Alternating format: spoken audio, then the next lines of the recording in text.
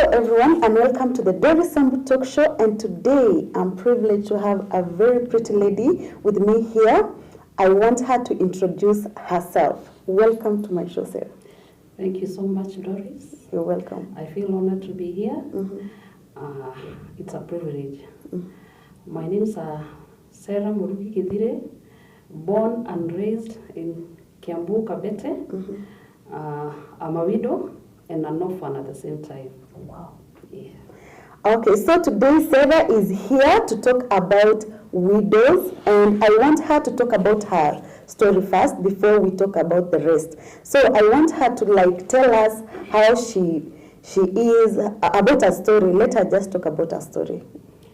Okay, my story is a bit difficult. It's a hard one. Yeah. First of all, I was a single mom because I divorced on 2014. Yeah. But 2017, I became a widow. Let me say, widowhood, it's quite a hard journey. It's a very hard journey. Whomever have never experienced the widowhood, he or she Doesn't understand. Yeah. Asikawa yongea about widowhood because he knows nothing. Widowhood is a very tough journey. Yeah. Full of hardships, Yeah. full of rejection, full of stigma, full of depression, discrimination. It's call them, name them. It's full of Everything. odds. Yeah. Yes. And I really want you to talk about it. Tell us about your family. Do you have kids? And when did you lose? Were you married? And when did you lose your husband? Okay. I'm the sixth born in a family of 12, but I have a twin. Wow. I got married in 1997. I'm a mother of 3, but 2014, my marriage became a bit shaky, so I had to move out fast. But 2017, that's when I became a widow. Myself, I'm a mother of 3.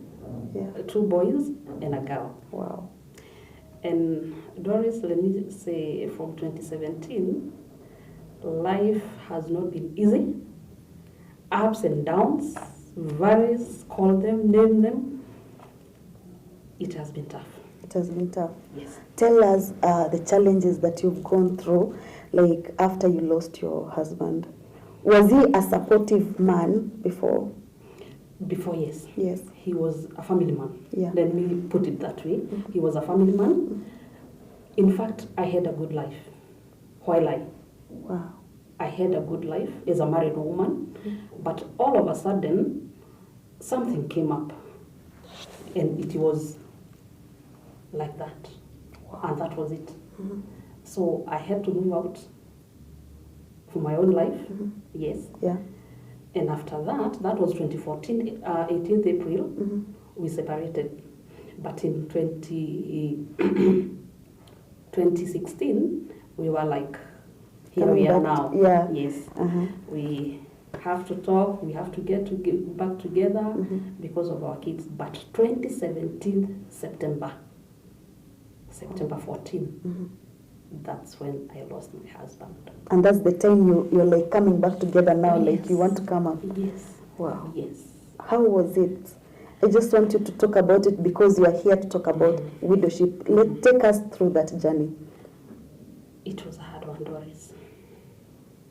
Very hard, because I received a call from my, I don't know what I can call her, Bibia Dubuyake, my Moiru, to ask Kikuyu, it is Moiru. Okay. She gave me a call, and she told me, you know what, Mama Sami, you have to come, because, okay, my husband, alikuwa mtu wa safari. He was a tour guy, the touring company, he owned a touring company. Wow. So alikuwa anatembea sana all over. So that lady gave me a call and she told me, you know what, Sarah, you have to come, because it happened at Garissa Road. So it was an accident? It was an accident. So she called me and she told me, you know what, you have to come. Nikamuuliza, what's going on?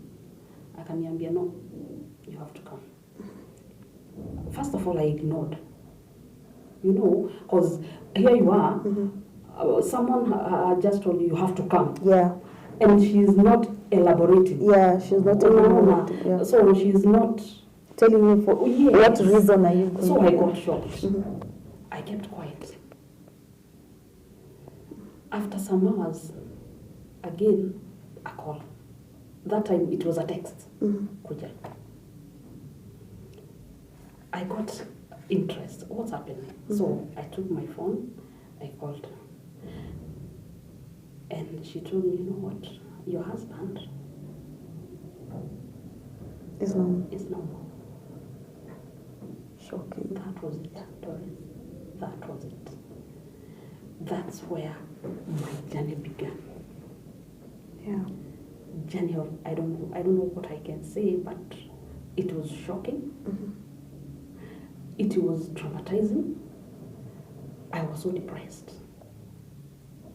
Nitaanzia wapi? Yeah. Unaona? So it hasn't been easy. Yeah. From that day. It hasn't been easy. At all. Okay. Yeah. What about now the family of maybe your late husband? How do they treat you after that time? Did they keep supporting you or you just alone? Doris, allow me to laugh a bit because you know what? Mtu huwa tunasema kwa Kikuyu, you can kindly allow me. Era woyari iria yakwa, which means uzuri wa mwenye ameondoka utakuwa unaiona time ameondoka. Yeah. Unaona? My family-in-law, my brothers, let me say, they're my relatives, right? My brothers and sisters, they were not supportive at all. At all. You are really brothers and sisters? Real or the side of relatives? Yeah. Oh, the sister-in-laws and the brother-in-laws? Yes. Okay. They were not supportive. At all. I remember his brother asking me, magari za baba Sami ziko wapi? The first question, magari za baba Sami ziko wapi? Wow. I knew nothing about the cars. Yes, I knew he had cars, but I knew nothing. Yeah. Hakuna kitu ama logbooks ama nini ningeweza kuambia iko mahali fulani. I knew nothing, but I've been seeing cars. Nilikuwa naona magari, but I knew nothing about those cars. Unaona? Yeah. So mazishi tukaanda. And I remember the same guy asking me, alikuwa anaongea kwa Kiswahili, Mama Sami unataka tukuandike kwa urology. Wow. Had you guys been married like legally? Mulikuwa mwana kabisa ile. Legally you have the marriage certificates. Yes. They know you are the wife. They know I'm the wife, though I was not married through the church. I was married through the tradition. Yeah. Yeah. But it was legal. Legal kabisa. Okay. Kabisa. And here they are asking you like their brother ameaga. Here they are asking me questions about magari. Unaona? Okay. Tulikuwa tumenunua plot mahali. So they are like nyumba ya baba Sami. Hiyo boma yako. So hatujazikana bado. But these questions ndio nilikuwa naulizwa. You are grieving. Yes, I'm grieving kabisa. Remember, hapa ndio tumeanza at least kufanya ni kama like coming back together. Yeah. All of a sudden ameenda and then hawa wengine hiyo ndio maswali wanauliza. Believe you me, Doris, it was a tough time. How did you go through all this? Was your family there? Yes. Kabisa. My family, my mom was there for me. She stood with me. My church members, they all stood with me. They did. Kabisa. They did. Through prayers, emotionally, they were there for me. But, you know, even if someone is there for you, Doris, and you are the one who is suffering, okay? Yeah. They don't feel you the way it's supposed to be. They don't. Yeah. And how were they treating you before were you in good terms with them when your husband was still alive? Or family. Yeah, the family to your husband. Were you close? Okay, at first, I was very close with mom. Because msichana ameolewa Nairobi na mtoto wake ndiye peke yake ako Nairobi, so you are like, ni wewe utakuwa unaleta. Kila saa ukienda nyumbani lazima uende na shopping, so we are somehow close, but it reached a point hiyo closeness ikaisha. Sasa wakaanza, the time I moved out, wakaona mimi ni mbaya sasa. So we were like apart with mom. Hataki kuniongelesha, hakuna mtu wa boma anataka kuongea na mama, hakuna mwenye anataka kuniona. They were like, kwetu sasa, my side, sisi ndio tunakula pesa ya mtoto wao. Unaona? Yeah. So it was very hard for me, even this time ilifika sasa tukaanza ni kama tunarudiana. They were very, no, don't do that. Kindly, don't do that. But you and your husband are the only people who knows why you gave yourself, let's say you gave yourself time. Wow. So tell me about it. How have you been raising your kids alone? Like, I know there are widows out there who want to hear this. They want to share their stories. Yeah. Just talk to them. Like, share your story. Just keep talking about your story. Thank you, Doris. My story is a bit harder. And it's getting harder up to now. Why lie? That time ya mazishi sasa imeisha. Na sasa kila mtu amerudi kwao. The first thing they did, they were organizing about the widow cleansing. Is it part of your, maybe? To me, no, but to them, I was married to a Kamba, by the way, Kirinyaga County. Yes, to them, it is. Also, ni kimila iko. Kimila yao sasa, iko, widow cleansing. Okay. But my God is faithful. It didn't happen. Wow. It didn't happen. Do you want to talk about that? About the widow cleansing? What do they do? Like, you have to sleep with the brother, the elder brother, wa bwanako sasa. Okay. Yes. It's a sexual act. Wewe mjane sasa na ndugu ya bwanako yule mkubwa. Unaona? Ndio at least upokee vitu za mari ama waku accept. Accept. Yeah. Kama mmoja wao. Yeah. That's what they do. Because that time ya mazishi ilikuwa nilale kwa boma. Kwao sasa. But my God is faithful. That one didn't happen. I prayed. I told my God, no, me I'm a Christian. I do not know about these things. Yeah. So kindly, my God, as you liveth, nitoe kwa haya maneno. Mazishi venye iliisha, mimi nilienda direct kwa gari. Direct. So walikuwa wananitafuta, hii ako wapi, you know. But I told the lady mwenye tulikuwa tumeenda, alikuwa amenibeba kwa mazishi. I told her, let's go. Hivyo ndio nilijitoa huko. About that, the widow cleansing. Nilitoka huko hivyo. Yeah. Wow. So after that, did you like go back to the husband's home, or you just started your own life? I did. You went back. You know why? Walinikataza burial permit. I didn't have the burial permit. That elder brother alisema, this is ours. Waenda ushughulike huko Nairobi, na sisi tutashughulika na burial permit. But Doris, being learned a little bit, it helps a lot. Yeah. It helps a lot. What I did, mwili yake ilikuwa KU University. So after 1 week, after the burial, nikajiuliza, nimenyamaza aje? I know way. Then we go back to the mortuary where he was.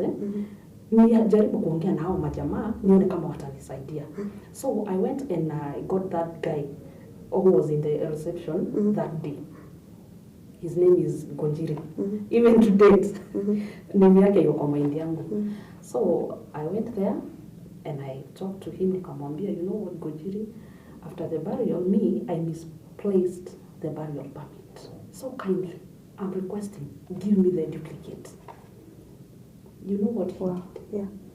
He told me, you know what, utanibaiya chai. I was like, okay. Yeah. Okay, Gonjiri, how much? Alikula 500. And I was very much okay. Nikapewa hiyo the burial permit. And the good thing, another good thing he did, he directed me to Bishop's house. Akaniambia enda uone huyu jamaa, atakujazia, hivyo. So I went direct, hata sikushuka home, I went direct to Bishop's house, nikajaza the burial permit, the death certificate sasa. Nikajaza, I was given 1 week. I paid 130 shillings.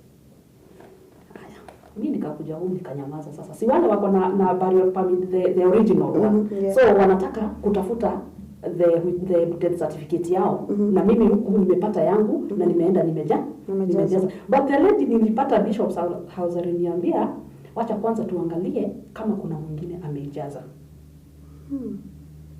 Amazingly, hawakuwa wameanza hiyo process. Wow. So mimi nikapata death certificate. After kupata death certificate, so we had to go home kwa kina mzee, cause walisema wanataka kuongea na mimi. So nikachukua my mom, my sisters, my brothers, tukaenda huko. Kwenda huko, the first question I was asked by this brother, you know what, Sarah? Robert's account ilikuwa na pesa. And that money was withdrawn. Were you the one?